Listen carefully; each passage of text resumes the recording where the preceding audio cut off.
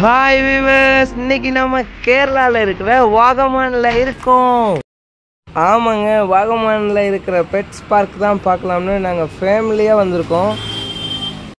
இங்கே என்ட்ரி டிக்கெட்டாக பெரியவங்களுக்கு மட்டும் 50 ரூபா சார்ஜ் பண்ணுறாங்க. சின்ன பசங்களுக்கு எந்த சார்ஜும் பண்ணுறதில்ல. அதனால் உங்கள் வீட்டில் எவ்வளோ குட்டீஸ் இருந்தாலும் நீங்கள் தாராளமாக கூட்டிகிட்டு போகலாம். பெரியவங்களுக்கு 50 ரூபா கொடுத்தாலும் தரமான ஸ்பாட்டு நீங்கள் கண்டிப்பாக பார்க்கணும். கேரளா வந்தால் யாருமே மிஸ் பண்ணாமல் கண்டிப்பாக இந்த இடத்த விசிட் பண்ணுங்கள். ஃபர்ஸ்ட் நம்ம உள்ளே போனோடனே நம்ம கையில் ஃபுட்டு கொடுத்து அந்த பேர்ட்ஸ்க்கெல்லாம் நம்ம ஃபீட் பண்ண சொன்னாங்க. இப்போ அதான் நான் பண்ணிகிட்ருக்கேன். அவ்வளோ ஜாலியாக இருந்துச்சுங்க, சூப்பராக இருந்துச்சு ஃபீட் பண்ணும்போது. அதில் ஒன்று பாருங்கள், என் தலையிலே வந்து உட்காந்துக்குச்சுங்க. நீ தலையில் உட்காந்தா நான் தோலில் உட்காந்துக்கலான்ட்டு ரொம்ப நேரமாக வந்து நம்ம தோலில் இன்னொருத்தவங்க வந்து உட்காந்துக்கிட்டாங்க. ஆனால் ரொம்ப கூச்சமாக ஒரு மாதிரியாக ஜாலியாகவும் இருந்துச்சு. அருகான் நல்லா என்ஜாய் பண்ணால், நாங்கள் எல்லாருமே சூப்பராக என்ஜாய் பண்ணோங்க.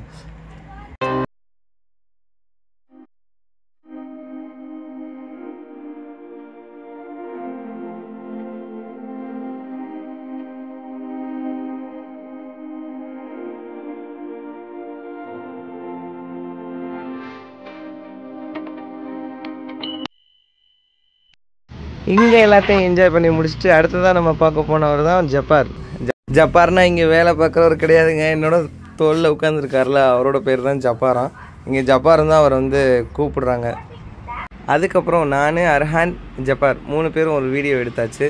வீடியோ எடுத்ததுக்கப்புறம் நானும் எனக்கும் என் கையில் விடுங்க அப்படின்னு சொல்லி சொன்னதுனால அஜுவாவுக்கு கையில் விட்டோம். அஜுவாவுக்கு தலையில் அப்படியே பேன் பார்த்துட்டே இருந்துச்சு. ஜப்பார் சரியான சிரிப்பாக இருந்துச்சு. இங்கே ஒரு பறவை பார்க்குறதுக்கு மயில் மாதிரியும் இருந்துச்சுங்க, குயில் மாதிரியும் இருந்துச்சுங்க. இதோட பேர் வந்து ஜாக்கோபினா. ஆனால் பார்க்க சூப்பராக இருந்துச்சு. மேலே ரெட் கலரில் இருந்துச்சு, கீழே ஒயிட் கலரில் இருந்துச்சு. இதெல்லாம் பார்த்த கையோட என் தலைவனை பார்க்க போயாச்சு. தலைவன் பாருங்கள் எப்படி உட்கார்ந்துருக்கான் பாருங்கள்.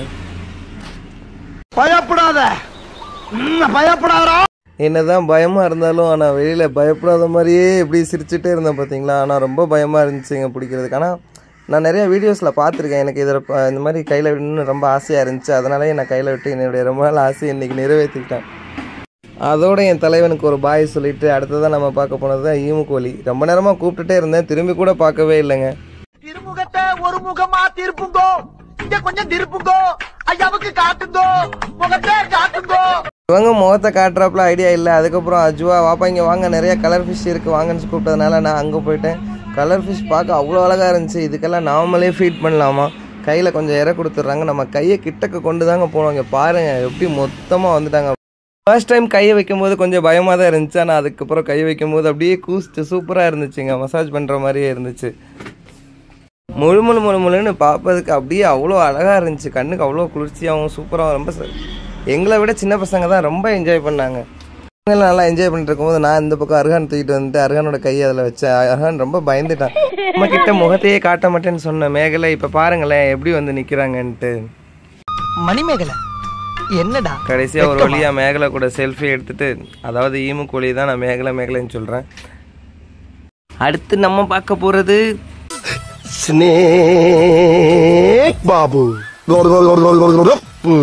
ஒரு ஆர்வத்தில் பாம்பை எடுத்து கழுத்தில் போட சொல்லிட்டேன். ஆனால் எனக்கு இருந்த பயம் இருக்கு. ஐயோ, ஒரு 2 நிமிஷம் அவரை அப்படியே பிடிச்சிக்கிட்டேன். அதுக்கப்புறம் பாருங்கள் கண்ணை மூடி தியானம் பண்ணுற மாதிரி நின்றுட்டேன். இது பார்க்குறதுக்கு அப்படியே அணில் மாதிரியே இருந்துச்சு. ஆனால் இதோட பேர் என்னன்னு தெரியல. தெரிஞ்சவங்க இதோட பேர் என்னன்னு சொல்லுங்கள். இது கூட கொஞ்ச நேரம் நானும் அர்ஹானும் விளையாண்டோம். ஆனால் சூப்பராக அணில் எப்படி தாவும் அதே மாதிரி தாங்க தாவுச்சு. கடைசியாக இவங்க கூடலாம் விளையாண்டுட்டு நம்ம கிளம்பலான்னு போகும்போது இங்கே ஒட்டகம் இருக்குது அப்படின்னு சொல்லி சொன்னாங்க. சரி எல்லாத்தையும் பார்த்தாச்சு. லாஸ்ட்டாக அதையும் ஒரு விசிட்டை போட்டு போயிடலான்ட்டு இப்போ ஒட்டகத்தை தான் பார்க்க போயிட்டுருக்கேன். பார்க்கும்போது இங்கே நிறையா புறாக்கள்லாம் டிஃப்ரெண்ட் வெரைட்டிஸில் வச்சுருந்தாங்க. சரி அதையும் அப்படியே பார்த்துட்டு ஒட்டகத்துக்கு ஒரு ஹாய் சொல்லிவிட்டு ஒட்டகத்துக்கு கூட அப்படியே ஒரு செல்ஃபி எடுத்துகிட்டு வீடியோ எடுத்துகிட்டு கிளம்பியாச்சு. ஒட்டகத்தை பாருங்களேன். குரல்லாம் கேட்டதே இல்லை, எனக்காக ஒரே தடவை மட்டும் பேசு. என்னடா பண்றீங்க? அக்கா காலையில வேலைக்கு கிளம்பி நம்ம ஒட்டகத்தை பார்த்த கையோட எல்லாருமே கிளம்பியாச்சு.